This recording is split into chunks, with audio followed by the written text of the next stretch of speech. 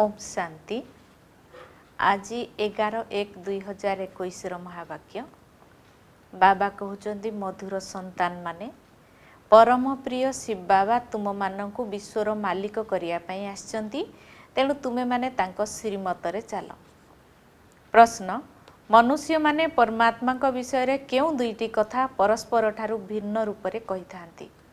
उत्तर, गोटिए पटे कहउचंती परमात्मा अखंड ज्योति स्वरूप अटंती एवं अन्य पटे कहउचंती से तो नाम रूपरू अलगा। एई दुईटी कथा परस्पर ठारू भिन्न होई जाउछि। परमात्मा को यथार्थ रूप रे न जानिबा कारणरू ही पतित होई चलचंती। तेबे बाबा जेते बेले एठाकू आसंती सेते बेले ही निजर सठिक परिचय दियंती। ओम शांति। बाबा कहउचंती जदि केही मृत्यु वरण करंती तेबे सीए जाई अन्य जणे पितांक पाखरे जन्म नियंती। कथारे कहंती अमुक बापांक पाखरे जन्म नेला। साधारणतः केही मार ना कहि न थांती, बापांकर नाम ही कहि थांती। बापा को अभिनंदन जणाई थांती। एबे तुमे माने जानुछ आमे आत्मा, ताहा तो शरीरर कथा। आत्मा गोटिए शरीर त्याग करी पुणी अन्य एक बापांक पाखकू जाई थाए। तुमे माने 84 जन्मरे 84 जन शारीरिक पितांक पाखरे जन्म ग्रहण करिछ, किंतु वास्तव रे तुमे माने निराकार पितांकर संतान। तुमे माने परम पिता परमात्मांकर संतान एवं सेठाकार निवासी मध्य अट, जाहाकू निर्वाण धाम बा शांति धाम कहा जाए। तुमे माने वास्तव रे परम धाम रो निवासी अठ।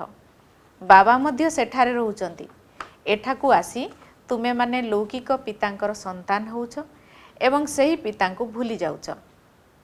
सत्य जुगरे तुमे माने सुखी होई जाउछ, तेणु सही पारलौकिक पिता को भूली जाउछ।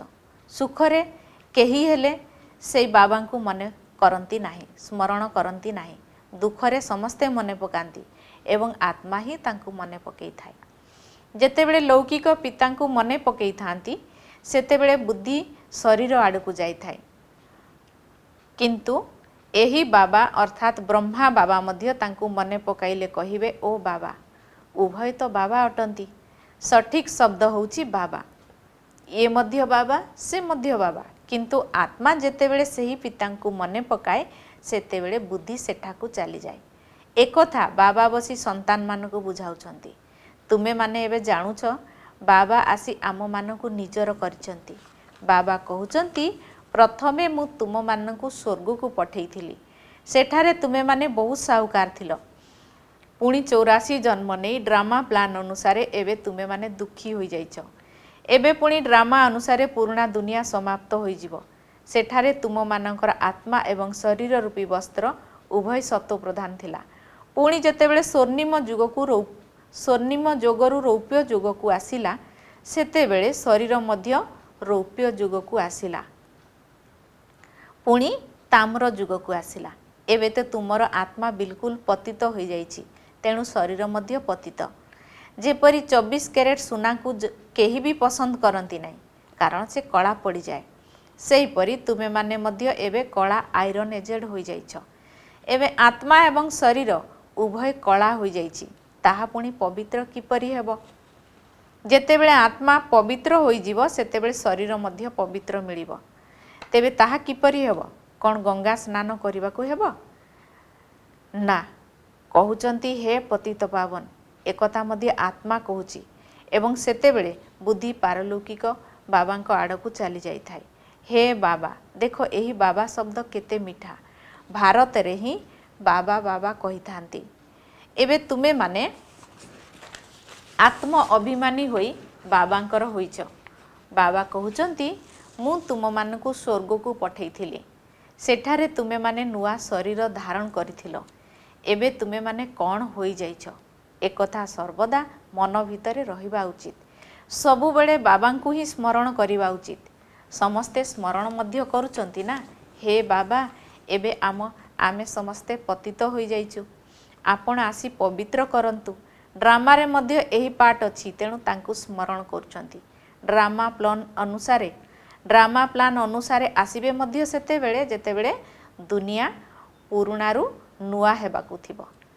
तेबे निश्चित संगम जुगरे ही आसीबे। तुमर निश्चय रहिछि जे बाबा होउचंती मोस्ट बिलवेड अर्थात प्रियतम। एही भली मध्य कहिथांती स्वीट स्वीटर स्वीटेस्ट। तेबे बाबा सबुठारु मिठा। लौकिक संबंध रे प्रथमे होउचंती पिता जे कि जन्म देइथांती, तापरे शिक्षक से मध्य बहुत भल, तांको ठारु पाठ पढ़ी उच्च पद पाउच। ज्ञान को रोजगार रो बाट बोली कहा जाए। ज्ञान अर्थात नॉलेज, जोग अर्थात स्मृति। बेहदर बाबा जी कि तुम मानकु स्वर्गर मालिक करथिले, तांकु एबे तुमे माने भूली जाइछ। शिव बाबा किपरि आसंती एकथा केही जान नाहांती। चित्र रे मध्य स्पष्ट देखा जाइछि शिव बाबा ब्रह्मा द्वारा स्थापना करछंती। श्रीकृष्ण किपरि राजयोग शिखेबे, राजयोग तो सत्ययुग पाई ही शिखा जाउछि। तेबे निश्चित भावरे संगम जुगरे ही बाबा शिखेइथिबे। सत्य जुगर स्थापयिता हेउचंती बाबा। शिव बाबा एहांक द्वारा स्वर्गर स्थापना करचंती। करन कराबनहार अटंती ना, किंतु मनुष्य माने त्रिमूर्ति ब्रह्मा बोली कहि देइचंती। वास्तव रे उच्चरु उच्च होउचंती शिव। ये हेले साकार, से हेले निराकार। सृष्टि तो एठारे ही रहिछि। एही सृष्टि रूपी चक्र जहाँकि घूरी चलीछि पुणी रिपीट हेबारे लागिछि। सूक्ष्म लोकरे थिबा सृष्टि चक्रर गायन करा जाए नाही। मनुष्य सृष्टि रूपी विश्व इतिहास भूगोलर मनुष्य सृष्टि रूपी विश्व इतिहास भूगोलर पुनरावृत्ति हुए। सूक्ष्म लोकरे कौनसी चक्र आदि न थाए। गायन मध्य करंती विश्वर इतिहास भूगोलर पुनरावृत्ति। ता हेउची एही मनुष्य सृष्टिर कथा। सत्ययुग एवं त्रेता जुगर मझिरे निश्चित संगम जुग हेबा दरकार, नचेत कली जुग को सत्ययुग किए कराइब। नरकवासी मानकु स्वर्गवासी करिया पई बाबा एही संगम जुगरे ही आसंती। ये तो highest authority God fatherly government अटे। ता सहित धर्मराज मध्य अटंती। आत्मा कहूची मु निर्गुण, मोठारे कौनसी गुण नाही। कौनसी भी देवतांको मंदिर को जाई एई कथा कहिथांती। वास्तव रे एक कथा बाबांकु कहिबा दरकार। तांकु छाड़ी ब्रदर्स अर्थात देवता मानकु कहउचंती। देवता माने हेले ब्रदर्स, भाई ठारू तो किछि हेले मिलिबार नाही। भाई मानकर पूजा करी तळकु खसी आसछ। एबे तुमे माने जानुछ बाबा एठाकु आसचंती। तांको ठारू आम मानकु संपत्ति मिलुछि। मनुष्य माने बाबांकु ही जानी नाहांती, तेणु सर्वव्यापी बोली कहि दउचंती। केही पुणी कहउचंती भगवान अखंड ज्योति तत्व अटंती। केही कहउचंती से नाम रूपरु अलगा। जदि सी अखंड ज्योति स्वरूप, तेबे पुणी नाम रूपर अलगा किपरि कहउछ। बाबांकु न जानिबा कारणरु समस्ते पतित होई जाइछंती। वास्तव रे समस्तंकु तम प्रधान मध्य हेबाकु पड़िबो। पुणी जेतेबेले बाबा आसुचंती समस्तंकु तम सत्व प्रदान करुचंती। सबु आत्मा निराकारी दुनिया रे बाबांको साथी रे रही थांती। पुणी एठाकु आसी सत्व रज तमर पाठ करि थांती। तेबे आत्मा ही बाबांको स्मरण करुची। बाबा एठाकु आसी कहउचंती मु ब्रह्मांकर शरीरर आधार नउची। ये होउचंती भाग्यशाली रथ। बिना आत्मा रे कौन रथ थाए कि? एबे तुम मानकु बुझेई दिया जाइछि जे एहा होउची ज्ञानर वर्षा। एहा हेला ज्ञानर वर्षा। या द्वारा कौन होउची? दुनिया पतितरु पावन होउची। सत्य जुगरे मध्य गंगा नदी एवं जमुना नदी रहिबो। कहंती श्रीकृष्ण जमुना कूଳରେ खेला खेली करुथिले। वास्तव रे एपरि कौनसी कथा नाही। सी तो सत्य जुगर राजकुमार अटंती। तांकर बहुत भल भावरे लालन पालन होइथाए, कारण सीए फूल अर्थात संपूर्ण पवित्र अटंती। फूल केते सुंदर होइथाए। समस्ते फूलर सुगंध नहीं थांती। कंटारू कौन केही सुगंध नेबे कि? एबे तो एहा कंटार दुनिया। एही कंटार जंगल को बाबा आसी फूलर बगीचा करुचंती।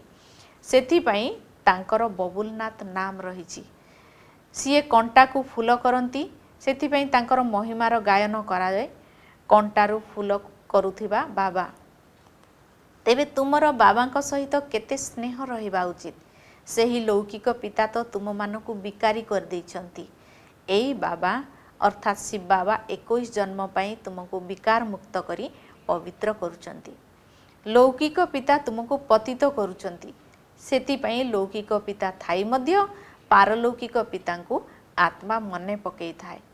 एबे तुमे माने जानुच जे अधा कल्प हेब आमे माने बाबा को मने पकई आछे एवं बाबा मध्य निश्चित आसुचंती। सेथिपई शिव जयंती पालन करचंती। तुमे माने जानिच एबे आमे बेहदर बाबांकर होइछु। एबे आमर संबंध तांको सहित रहिछि एवं लौकिक मानक सहित मध्य रहिछि। तुमे माने पारलौकिक पिता को स्मरण करिले पवित्र होई जीव। आत्मा जानिछि से आमर लौकिक पिता एवं ये पारलौकिक पिता। भक्ति मार्ग रे मध्य आत्मा एकथा जानी थाए। सेथिपई तो कहंती हे भगवान ओ गॉड फादर समस्ते सही अविनाशी पिता को ही मने पकई थांती। एबे बाबा आसी स्वर्गर स्थापना करचंती किंतु एकथा को केही भी जानी नाहांती। शास्त्र रे तो जुगर आयुष को ही बहुत लंबा चौड़ा कर देइचंती। एकथा काहारी ख्याल रे आसे नाही जे बाबा आसंती ही पतित मानकु पावन करिया पई। तेबे निश्चित भावरे बाबा संगम जुगरे ही आसीबे। प्रति कल्पर आयुष लक्षे वर्ष लिखि देइचंती। मनुष्य मानकु घोर अंधकार रे पकई देइचंती। बाबा को पाइबा पई केते धोखा खाउचंती। कथारे कहंती जे बहुत भक्ति करंती तांकु भगवान मिलंती। तेबे जेउ माने सबुठारु अधिक भक्ति करिथांती तांकु निश्चित भावरे प्रथमे मिलिबा दरकार। बाबा एहार हिसाब मध्य बतौचंती। सर्वप्रथमे भक्ति तुमे माने करूच तेणु तुम मानकु प्रथमे भगवान को द्वारा ज्ञान मिलिबा उचित। जेपरि तुमे माने जाई नुआ दुनिया रे राज्य करिवो। बेहदर बाबा तुम मानकु ज्ञान दौचंती। एथिरे असुविधार कोनोसी कथा नाही। बाबा कहउचंती तुमे माने मते अधा कल्प हेब मने पकई आछो। सुखी थिबा समय रे तो केही स्मरण करंती नाही। अंतिम समय रे जेतेबेले समस्ते दुखी होई जाउचंती सेतेबेले मु आसी समस्तंकु सुखी करूची। एबे तुमे माने बहुत बड़ लोक होउछ। देखो वर्तमान चीफ मिनिस्टर प्राइम मिनिस्टर आदिकर बंगला केते फास्ट क्लास। तेबे सेठाकार गाई फर्निचर आदि सब सही परी फास्ट क्लास हबो। तुमे माने तो केते बड़ लोक अर्थात देवता होई जाउछ। दैवी गुणधारी देवता स्वर्गर मालिक होई जाउछ। सेठारे तुम मानक पई हीरा नीलार महल हबो। तुमर फर्निचर सब सुनारे खचित फास्ट क्लास हबो। एठाकार झूला आदि सब तो देख भिकारी सदृश। सेठारे सब फास्ट क्लास हीरा नीलार जिनिस हेबो। एहा होची रुद्र ज्ञान यज्ञ। शिवं को रुद्र मध्य कही थांती ना। भक्ति पूरा हेले भगवान पुणी रुद्र यज्ञ रचना करि थांती। सत्य जुगरे यज्ञ अथवा भक्तिर कथा ही रहिबो नाही। एई समय रे ही बाबा अविनाशी रुद्र ज्ञान यज्ञ रचना करचंती जहार पुणी गायन हुए। भक्ति तो सबु बेले चलिबो नाही। भक्ति एवं ज्ञान भक्ति होची रात्रि ज्ञान दिन। बाबा आसी दिन करचंती तेणु पिला मानकर बाबांक प्रति केते स्नेह रहिबा उचित। बाबा आमको विश्वर मालिक करचंती। मोस्ट बिलवेड बाबा एकमात्र शिव बाबा ही अटंती। तांको ठारु अधिक स्नेही वस्तु किछि भी होई परिबो नाही। सेथिपई तुमे माने तांको अधा कल्प हेबो स्मरण करि आछछ। कहूच बाबा आस एठाकू आसी आमर दुख को हरण कर। तेणु एबे बाबा आछंती कहउचंती तुम मानकू निज गृहस्थरे तो रहिबाकू ही हेबो। एठारे बाबांक पाखरे केते दिन रहिबो। तुमे माने बाबांक साथी रे तो परम धाम रे ही रही पारिबो। एठारे तो एते सबु संतान रही पारिबे नाही। शिक्षक प्रश्न केमती पचारिबे। लाउड स्पीकर द्वारा रेस्पोंड अर्थात प्रत्युत्तर केमती देबे। सेथिपई अल्प अल्प विद्यार्थी मानकू पाठ पढ़ौचंती। कॉलेज तो बहुत रहिछि पुणी समस्तंकर परीक्षा मध्य होई थाए एवं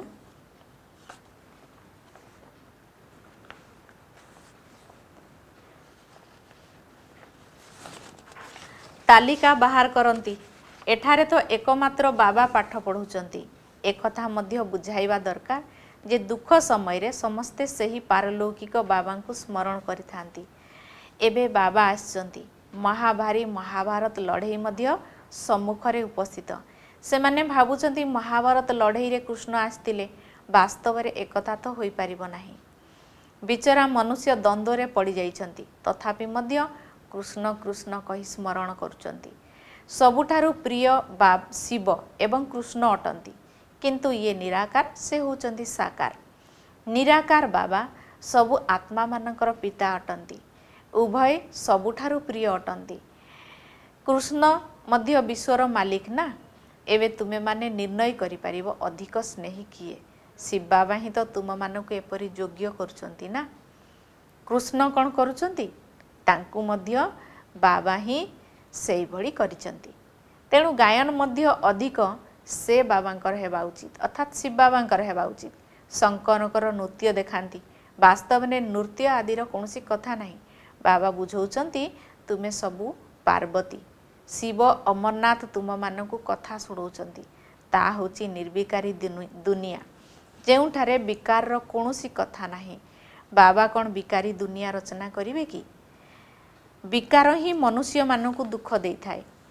ମନୁଷ୍ୟ ବହୁତ ହଟଯୋଗ ଆଦି ଶିଖନ୍ତି, ଗୁମ୍ଫାରେ ଯାଇ ବସନ୍ତି, ନିଆଁ ଉପରେ ମଧ୍ୟ ଚାଲନ୍ତି। ରିଦ୍ଧିସିଦ୍ଧି ମଧ୍ୟ ଏ ଦୁନିଆରେ ବହୁତ ରହିଛି। ଯାଦୁଗରୀ ଦ୍ୱାରା ବହୁତ ଜିନିଷ ବାହାର କରନ୍ତି। ତେବେ ଭଗବାନଙ୍କୁ ମଧ୍ୟ ଯାଦୁଗର, ରତ୍ନାଗର, ସୌଦାଗର କହୁଛନ୍ତି। ତେଣୁ ନିଶ୍ଚିତ ଭାବରେ ସିଏ ଚୈତନ୍ୟ ହୋଇଥିବେ ନା। କହୁଛନ୍ତି ମଧ୍ୟ ମୁଁ ଏଠାକୁ ଆସୁଛି, ତେବେ ସିଏ ଯାଦୁଗର ଅଟନ୍ତି ନା। ମନୁଷ୍ୟରୁ ଦେବତା, ବେଗରରୁ ପ୍ରିନ୍ସ ଅର୍ଥାତ୍ ରଙ୍କରୁ ରାଜା କରୁଛନ୍ତି। ଏପରି ଯାଦୁ କେବେ ଦେଖିଛ? ଆଚ୍ଛା, ଓମ୍ ଶାନ୍ତି। ଫୁଲର ବଗିଚାକୁ ଯିବାକୁ ହେବ, ସେଥିପାଇଁ ସୁବାସିତ ଫୁଲ ହେବାକୁ ପଡ଼ିବ। ଫୁଲର ବଗିଚାକୁ ଯିବାକୁ ହେବ, ସେଥିପାଇଁ ସୁବାସିତ ଫୁଲ ହେବାକୁ ପଡ଼ିବ। ଏକମାତ୍ର ପାରଲୌକିକ ପିତାଙ୍କ ସହିତ ସର୍ବ ସମ୍ବନ୍ଧ ଯୋଡ଼ିବାକୁ ହେବ। କାହାକୁ ବି ଦୁଃଖ ଦେବା ଉଚିତ ନୁହେଁ। ନମ୍ବର 2, ଶିବ ବାବା ହିଁ ପରମ ପ୍ରିୟ ଅଟନ୍ତି, ସେଥିପାଇଁ କେବଳ ତାଙ୍କୁ ହିଁ ସ୍ନେହ କରିବାକୁ ହେବ। ସୁଖଦାତା ବାବାଙ୍କୁ ମନେ ପକାଇବାକୁ ହେବ। ବରଦାନ। ଏହି ସାକାର ମନୁଷ୍ୟ ଲୋକର ଆକର୍ଷଣ ଠାରୁ ମୁକ୍ତ ହୋଇ ଅବ୍ୟକ୍ତ ଲୋକ ବା ସୂକ୍ଷ୍ମ ଦୁନିଆରେ ଭ୍ରମଣ କରୁଥିବା ଉଡ଼ନ୍ତା ପକ୍ଷୀ ହୁଅ। ବୁଦ୍ଧିରୂପୀ ବିମାନ ଦ୍ୱାରା ଅବ୍ୟକ୍ତ ଲୋକ ବା ସୂକ୍ଷ୍ମ ଲୋକର ତଥା ବ୍ରହ୍ମ ଲୋକରେ ଭ୍ରମଣ କରିବା ପାଇଁ ଉଡ଼ନ୍ତା ପକ୍ଷୀ ହୁଅ। ବୁଦ୍ଧି ଦ୍ୱାରା ଯେତେବେଳେ ଇଚ୍ଛା, ଯେଉଁଠାରେ ଇଚ୍ଛା ସେଠାରେ ପହଞ୍ଚିଯାଅ। କିନ୍ତୁ ଏହା ସେତେବେଳେ ସମ୍ଭବ ହୋଇପାରିବ ଯେତେବେଳେ ଏହି ସାକାର ମନୁଷ୍ୟ ଲୋକର ଆକର୍ଷଣ ଠାରୁ ସମ୍ପୂର୍ଣ୍ଣ ଊର୍ଦ୍ଧ୍ୱରେ ରହିବ। ଏହି ସଂସାର ତ ଅସାର, ଯେବେକି ଏଠାରେ ତୁମର କୌଣସି କାର୍ଯ୍ୟ ନାହିଁ, କୌଣସି ପ୍ରାପ୍ତି ନାହିଁ। ତେଣୁ ବୁଦ୍ଧି ଦ୍ୱାରା ଏହି ସଂସାରରୁ ଯିବା ଆସିବା ବନ୍ଦ କରିଦିଅ। ଏହା ରୌରବ ନର୍କ ଅଟେ। ତେଣୁ ସଂକଳ୍ପରେ ଏବଂ ସ୍ୱପ୍ନରେ ମଧ୍ୟ ଯିବାର ସଂକଳ୍ପ କର ନାହିଁ। ସ୍ଲୋଗାନ। ନିଜର ଚେହେରା ଏବଂ ଚାଲିଚଳନ ଦ୍ୱାରା ସତ୍ୟତା ରୂପୀ ସଭ୍ୟତାକୁ ଅନୁଭବ କରାଇବା ହିଁ ଶ୍ରେଷ୍ଠତା ଅଟେ। ଆଚ୍ଛା, ଓମ୍ ଶାନ୍ତି।